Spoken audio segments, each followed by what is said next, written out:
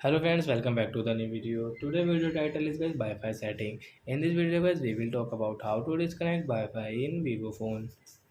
Guys you want to disconnect your Wi-Fi guys. This Wi-Fi guys you want to disconnect it, so guys you can disconnect in your Vivo phone, and guys let's see how to disconnect it.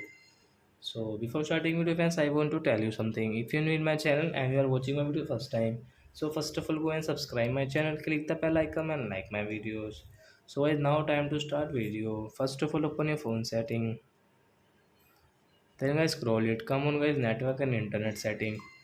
Guys click on Wi-Fi. So guys which Wi-Fi guys you have connected, you want to disconnect. So guys you can see this setting option icon. So guys we will click here. And guys you can see disconnect option. So why we will disconnect. So guys this Wi-Fi will disconnect in your Vivo phone. So I hope friends you have understood how to disconnect Wi-Fi in Vivo phone. So that's it guys. Thanks for watching my video. Now we will meet on next video with new topic. Before guys please go and like my video, subscribe my channel. Bye bye friends.